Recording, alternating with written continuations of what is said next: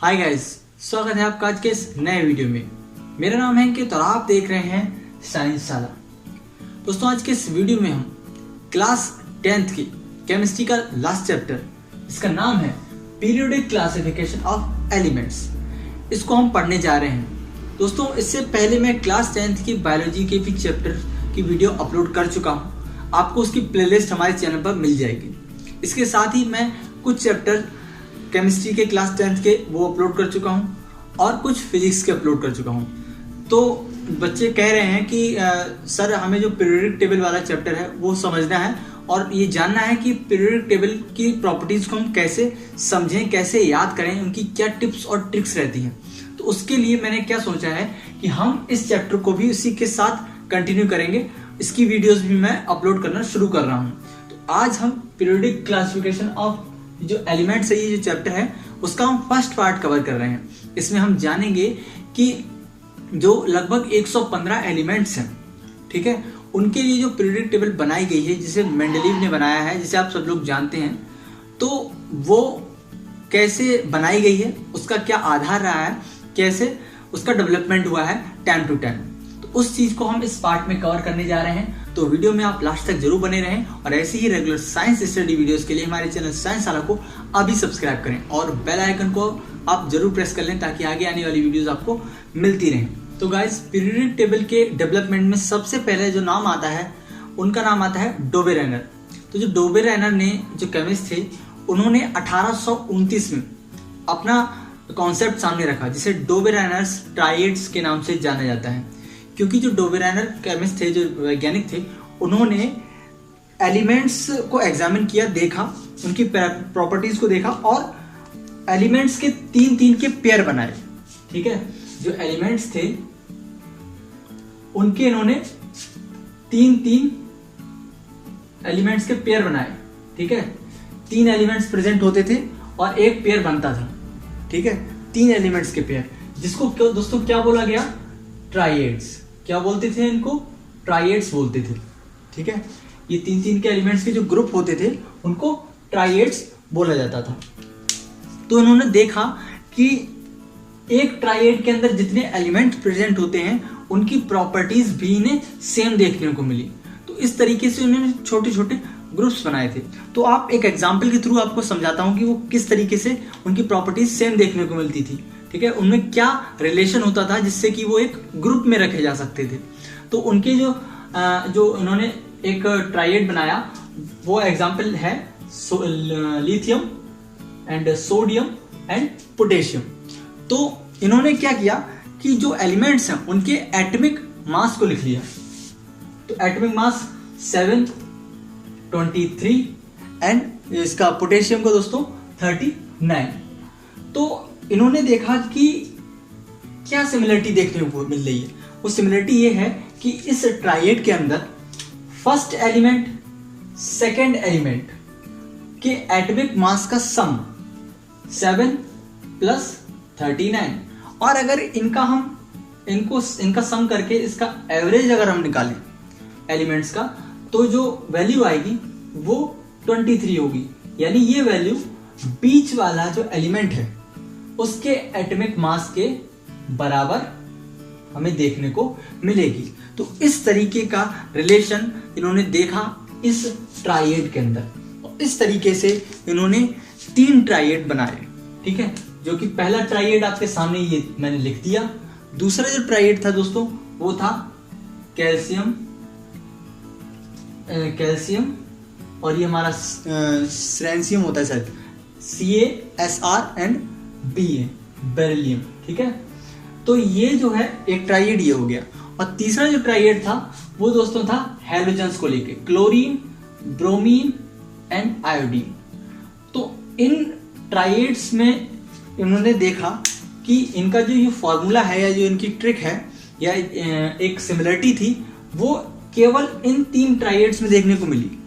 और इन तीनों ट्राइएड्स में जितने भी एलिमेंट्स प्रेजेंट हैं उनकी जो प्रॉपर्टीज भी थी वो सेम थी। जैसे यहाँ पे हैलोजन दे रखे हैं, क्लोरीन, ब्रोमीन एंड आयोडीन। ठीक है, तो इनका जो कॉन्सेप्ट है वो भी इसमें सही बैठ रहा है और साथ ही साथ इन तीनों एलिमेंट्स की प्रॉपर्टीज भी सेम है। लेकिन हुआ क्या एक समय के बाद इनका जो कॉन्सेप्ट था वो फेल हो गया। उसकी लिमिटेशन, ये हमारे लिमिटेशंस में हम इन्हें काउंट करते हैं कि ये रूल जो था वो केवल 3 ट्राइएड्स पर ही काम करता था, क्योंकि कुछ एलिमेंट्स ऐसे भी थे जिनकी प्रॉपर्टीज तो सेम थी लेकिन वो ट्राइएड्स के ये जो रूल था इसको फॉलो नहीं करती हैं। तो यहाँ पे चल के डो बेरेनर का जो ट्राइएड का जो फॉर्मूला था वो फेल हो गया। ठीक है, तो यहाँ पर डो बेरेनर की बात खत्म हो जाती है। अब दोस्तों जो बात आती है वो आती है हमारे अगले साइंटिस्ट की, अगले जो हमारे केमिस्ट थे उनकी बात आती है। ठीक है, उसको हम देखते हैं कि वो कैसे, उन्होंने उसको कैसे बताया, कैसे एनालाइज किया। ठीक है, तो जो अगले साइंटिस्ट का नाम आता है वो आता है हमारा न्यूलैंड का। तो हमारे जो साइंटिस्ट थे न्यूलैंड, इनका बोला जाता है न्यूलैंड्स लॉ ऑफ ऑक्टेव्स। ठीक है, हिंदी में बोलते हैं न्यूलैंड का अष्टक का नियम। ऑक्टेव्स मतलब हमें पता चल रहा है नाम से 8, ऑक्टेव मतलब 8। तो इन्होंने क्या किया कि एक सीरीज दी।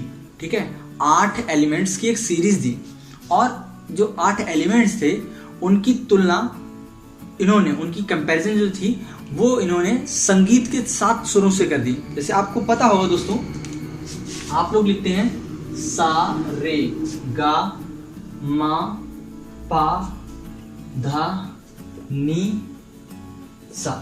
तो आप देख क्या रहे हैं कि 1 2 3 4 5 6 7 और यहां पर जो 8वां सुर है, ठीक है, ये पहले वाले सुर से मेल खाता है। ठीक है, बिल्कुल सेम है। पहला सुर सा है और 8वां सुर अगर हम देख रहे हैं तो वो भी सा ही हमें देखने को मिल रहा है।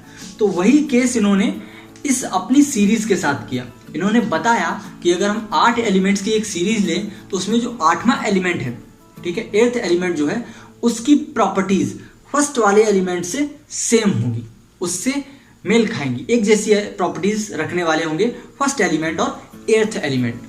ठीक है, इसीलिए इनके लॉ को न्यूलैंड्स लॉ ऑफ ऑक्टेव्स कहते हैं। ठीक है, तो अभी हम आपको यहाँ पे बना के दिखाते हैं। मैंने जो नोट डाउन किया है उसमें हम देखेंगे कि हाँ, जो एलिमेंट्स हैं वो एक जैसी प्रॉपर्टी वाले हैं। ठीक है, तो उसको हम लिख के दिखाते हैं। ठीक है, ये हमने बहुत इजी तरीके से समझा, रिलेटेबल रहा ये जो हमने 7 सुर बनाए थे।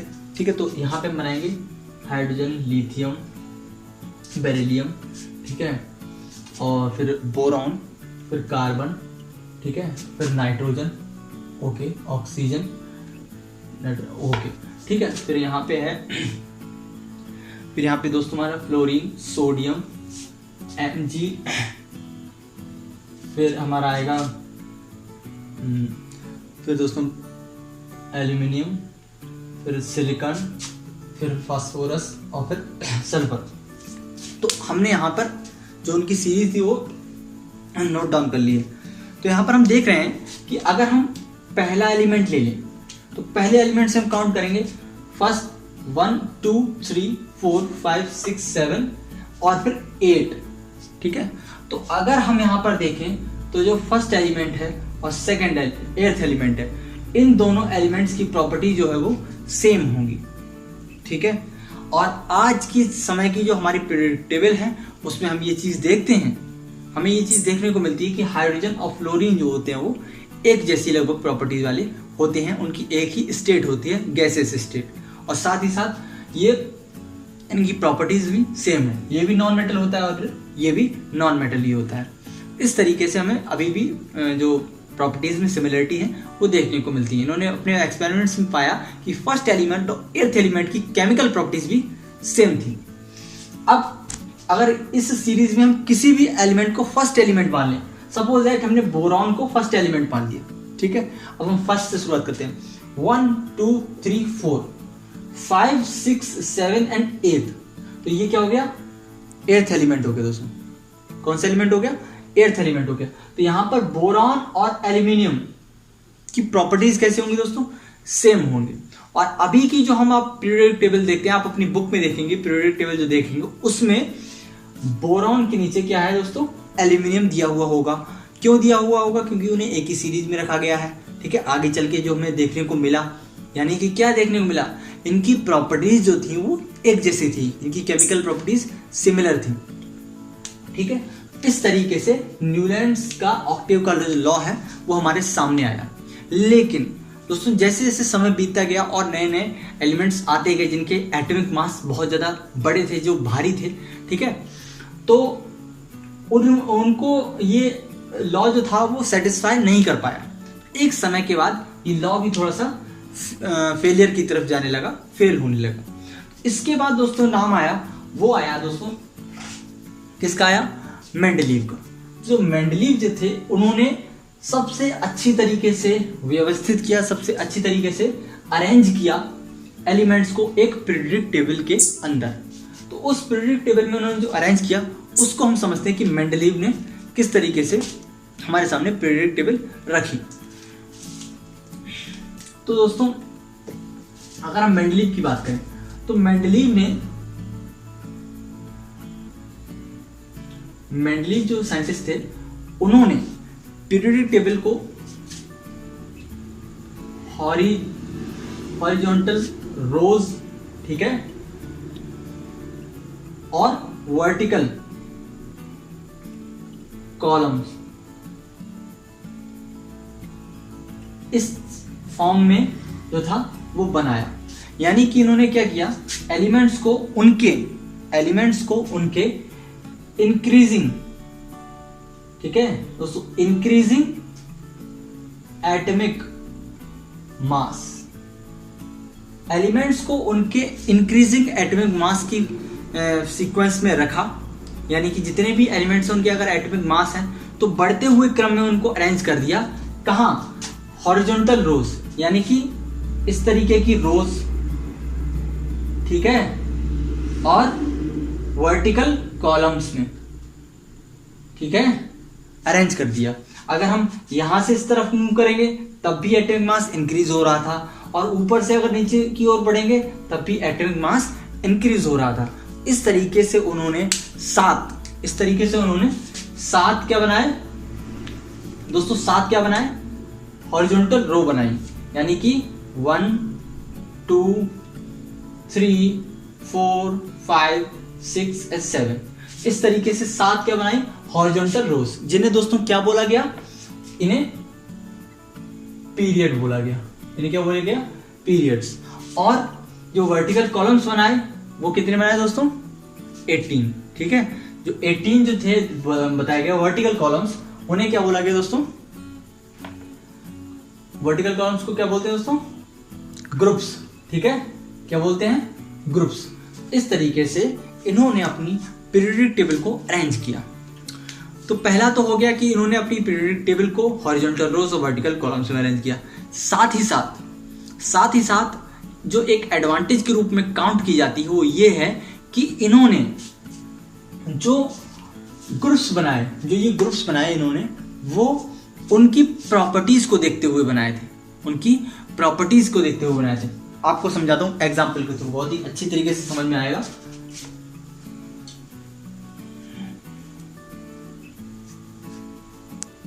जैसे कि आप अगर अपनी पीरियोडिक टेबल को देखेंगे,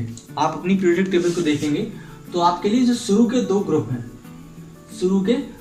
हैं जिनको अभी इस समय में फर्स्ट ए और सेकेंड ए ग्रुप बोला जाता है, ठीक है। तो यहां पे जो आता है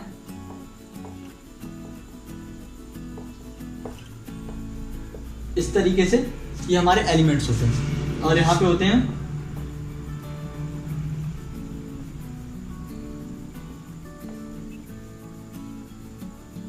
ठीक है, ओके।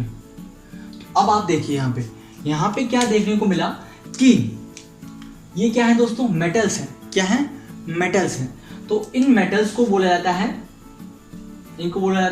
Alkali metals. ये वाले जो हैं सारे फर्स्ट ए वाले, इनको क्या बोलते हैं दोस्तों? एल्कली मेटल्स बोलते हैं। और इनके लिए क्या बोलते हैं?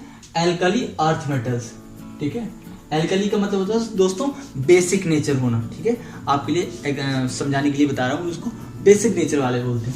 तो मेटल्स का कैसे होता है? बेसिक नेचर होता है। ऑक्साइड जो बनते हैं वो बेसिक नेचर के होते हैं। तो एल्कली मेटल्स वाला ये हो गया, ये ग्रुप हो गया एल्कली अर्थ मेटल्स वाला, ठीक है। तो अगर हम इनके क्या बनाए दोस्तों, हाइड्राइड बनाए, अगर हम इन अल्कली मेटल्स के हाइड्राइड बनाएंगे तो उनका जो फॉर्मूला बनेगा दोस्तों वो बनेगा LiH, और सोडियम को बनाएंगे NaH, के का बनाएंगे KH, ऐसे ही RbH। तो इस तरीके से क्या देखने को मिल रहा है, इनका जो फॉर्मूला है, इनके हाइड्राइड्स का जो फॉर्मूला है वो इस तरीके का है। और अगर हम इनके हाइड्राइड का फॉर्मूला बनाएं तो वो बनेगा BeH2 MgH2 CaH2। ठीक है, अब ये फॉर्मूले कैसे बनते हैं मैं आपको अगले वीडियो में बताऊंगा, जैसे जैसे हम थोड़ा सा डिटेल में समझेंगे। लेकिन आपको मैं दिखा रहा हूं कि इन्होंने क्या किया, इंक्रीजिंग एटॉमिक मास में तो इन्हें अरेंज किया ही किया, साथ ही साथ इनको इस तरीके से अरेंज किया कि इनकी जो केमिकल प्रॉपर्टीज हैं वो भी सेम देखने को मिले, इनके हाइड्राइड या ऑक्साइड का नेचर भी एक जैसा हो, इनके मॉलिक्यूलर फॉर्मूले भी एक जैसे हुए। इस तरीके से हमें एक सिमिलरिटी देखने को मिली थी। तो ये था हमारे मेंडलीव का अरेंजमेंट। ठीक है, तो आज की वीडियो में हमने आपको बताया कि किस तरीके से पीरियोडिक टेबल को डेवलप किया गया, कैसे कैसे चीजें बनाई गई। इसके अलावा दोस्तों एक चीज और आपको याद रखने वाली बात है जो बहुत छोटी सी है लेकिन बहुत ज्यादा इंपॉर्टेंट है। तो यहाँ पर क्या हमने देखा कि मेंडलीव ने अपनी जो पीरियोडिक टेबल बनाई थी उसमें इन्होंने जो बेस माना था, जिसको मुख्य मेन कंपोनेंट या माना था, जिसकी वजह से पूरी पीरियोडिक टेबल बन पा रही थी, उसका नाम था एटॉमिक मास। लेकिन इसके बाद दोस्तों एक साइंटिस्ट आए, ये सब कहानी की तरह चल रहा है। इसके बाद एक साइंटिस्ट आया, उनका नाम था मोजले। तो जो मोजले साइंटिस्ट थे उन्होंने क्या बताया, उन्होंने ये बताया कि देखो भैया, तुमने जो अपनी पीरियोडिक टेबल बनाई है, मेंडलीव से कहा कि आपने जो अपनी पीरियोडिक टेबल बनाई है उसमें आपने किसको मेन माना है, एटॉमिक मास को मेन माना है। लेकिन उन्होंने बताया किसी भी एलिमेंट की, एटम की जो मेन प्रॉपर्टी होती है, जो फंडामेंटल बेसिक प्रॉपर्टी होती है, वो एटॉमिक मास ना होके एटॉमिक नंबर होती है। क्या होती है दोस्तों, एटॉमिक नंबर। तो इस बात को बताया मोजले ने। किसने बताया, मोजले ने। तो इन्होंने जो एटॉमिक मास था उसको फंडामेंटल प्रॉपर्टी ना मान के एटॉमिक मास को माना, सॉरी एटॉमिक नंबर को माना। किसको माना दोस्तों, एटॉमिक नंबर को माना। तो जो मोजले थे उन्होंने क्या किया दोस्तों, एटॉमिक नंबर की खोज की। किसकी खोज की, एटॉमिक नंबर की खोज की। तो ये जो एक क्वेश्चन आता है कि एटॉमिक नंबर किसने डिस्कवर किया, वो किसने किया, मोजले ने किया। अब मोजले की डिस्कवरी के बाद एक साइंटिस्ट आए, कौन, नील्स बोहर। कौन आए, नील्स बोहर। तो नील्स बोहर ने क्या किया, मेंडलीव की जो पीरियोडिक टेबल थी उसको उसमें चेंज किया और एक नई जो पीरियोडिक टेबल थी वो हमारे सामने लेके आए, जिसको मॉडर्न पीरियोडिक टेबल बोलते हैं। क्या बोलते हैं दोस्तों, मॉडर्न पीरियोडिक टेबल भी बोलते हैं। तो क्वेश्चन आता है दोस्तों कि मॉडर्न पीरियोडिक टेबल किसने बनाई, वो क्वेश्चन होता, आंसर होता है कि नील्स बोहर ने बनाई। किसने बनाई, नील्स बोहर ने बनाई। अब जो पहले मेंडलीव का पीरियोडिक लॉ था उसमें उन्होंने किसको मेन कंपोनेंट बताया था, किसको बेस माना था, एटॉमिक मास को माना था कि भैया एलिमेंट्स की जो पीरियोडिक प्रॉपर्टी होती हैं वो किसकी वजह से होती हैं, एटॉमिक मास की वजह से होती हैं। लेकिन मोजले की डिस्कवरी के बाद नील्स बोहर ने अपना जो पीरियोडिक लॉ दिया उसमें उन्होंने बताया कि एलिमेंट्स की जो प्रॉपर्टी होती है, फंडामेंटल प्रॉपर्टीज, वो किसकी वजह से डिसाइडेड होती हैं, एटॉमिक नंबर की वजह से। तो मॉडर्न पीरियोडिक लॉ किसके लिए आता है, एटॉमिक नंबर को लेके आता है। तो इस तरीके से नील्स बोहर ने हमारे सामने मॉडर्न पीरियोडिक टेबल रखी, जिसको हम आज पढ़ते हैं, समझते हैं और उसी के अनुसार हमारी सारी केमिकल रिएक्शंस और उनकी प्रॉपर्टीज की एनालिसिस होती है।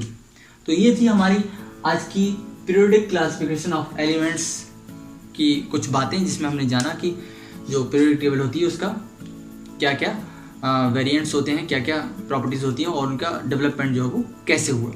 आई होप आपको मैंने जो समझाया है एक कहानी के तौर पे वो चीज़ थोड़ी सी समअप हो गई होगी और आपको थोड़ा सा हमारे पीरियोडिक टेबल वाले चैप्टर का ओवरव्यू मिल गया होगा। अब मैं जब आपको अगले पार्ट में जब उसकी कैरेक्टरिस्टिक्स को बताऊंगा, तो आपको वो ज़्यादा अच्छे से समझ में आएंगी कि भैया कैसे पीरियोडिक टेबल बनी है। अगले पार्ट के लिए आप चैनल को जरूर सब्सक्राइब कर लें, नोटिफिकेशन बेल को जरूर दबा लें ताकि आने वाली वीडियोस आपको तुरंत मिल जाए। मैं मिलूंगा हमारी अगली वीडियो में, तब तक के लिए गुड बाय।